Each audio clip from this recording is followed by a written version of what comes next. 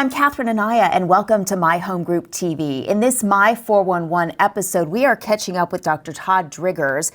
We have introduced you to him before because he is an exotic animal veterinarian in Mesa, and he has created a fundraiser to care for the animals who have been impacted by the fires in Australia. Well, he just returned from 2 weeks in Australia to put some protocols in place for where that money is going to go, but also to give us an update on what is exactly happening with those animals. So welcome back. Good to have you. Thank you. We followed some of your situations that you were encountering in Australia. So let's first talk about where the fundraiser is at this point.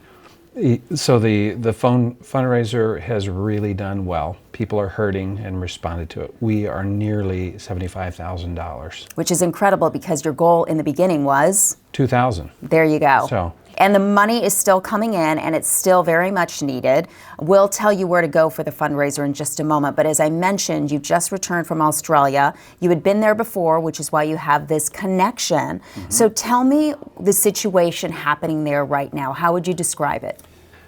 Very, very concerning because the fires are still going. Firefighters are still doing the toughest of jobs. The Army's involved in many cases in helping in rescue. We were able to work with an Army major there, Kendall Crocker, and he's done a phenomenal job at organizing a team that's actually pre-rescuing koalas prior to the fires getting to where they're at.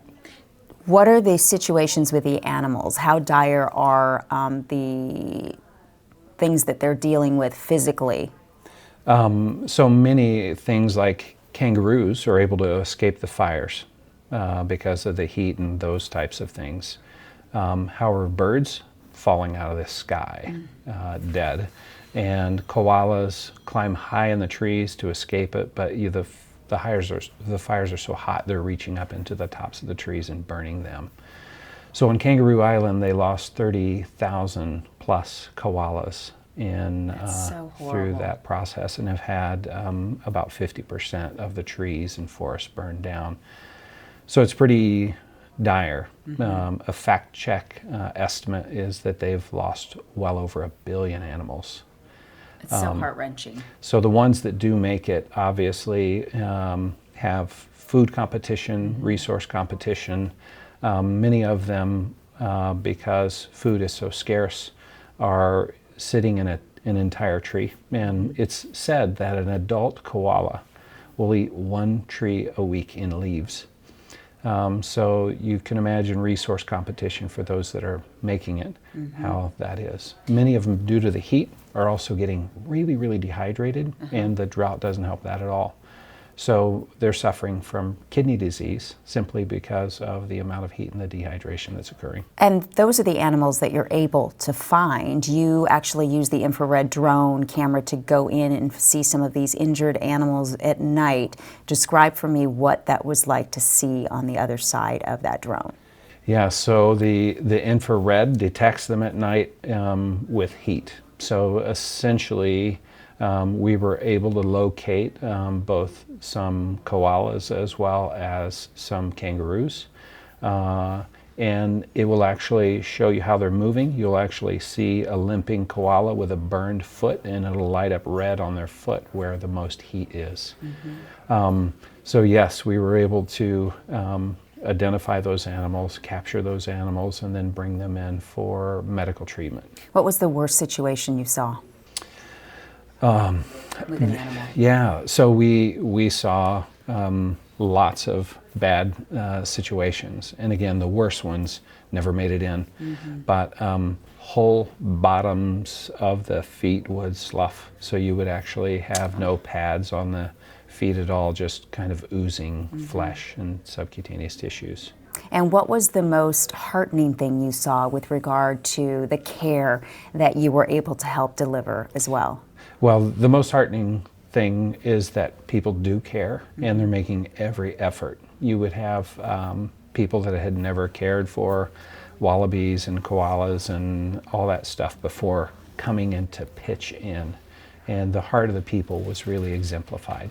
So you put some procedures, policies in place for how that money is going to be used. Can you give us just a kind of a highlight of what exactly people can expect to hear, see, where their money's going? Absolutely. So what we tried to do is work with and identify organizations who kept the main thing, which was overall the care of the animals, without regard to ego, without regard to who's getting credit, but those who genuinely are just doing stuff on the ground. So we did identify lots of organizations and got lots of recommendations for evaluating the the validity, and we also just got working knowledge because we were there with them. We saw what was happening. So we have used our money and began to transfer it into a bank account there, so the money isn't lost in all of the, transferring it from here. You pay an exorbitant fee sometimes. So we're avoiding those exorbitant fees. So truly the money that was given is going to that particular situation. We also identified that there was some fatigue in carers, and some of them just weren't even taking care of themselves. So we were able to order in some food for them while they're caring for the koalas, and that provided some much needed relief as well. So you are still taking donations because obviously the care is still very much needed. It's going to take a lot of years for them to recover from this. So where can people find the fundraiser and how can they donate? So people can find the fundraiser on my Facebook page, which is Todd Driggers, and it's called For My Aussie Colleagues and Carers. And you just follow the instructions about how to donate. But all the money is going to a great purpose, and it's people that I work with and identified as being of value to the animal community. Well, congratulations on all that you've been able to do for the animals in Australia. It's just wonderful to see people responding to that as well. So thank you for giving us an update. Absolutely. Dr. Todd Driggers. Yeah, appreciate it. Yes, thank you. And thank you for watching this episode of My 411. You can catch all of our My Home Group TV episodes on the My Home Group YouTube channel. Remember, when you're there, subscribe, comment, and like. We'll see you next time.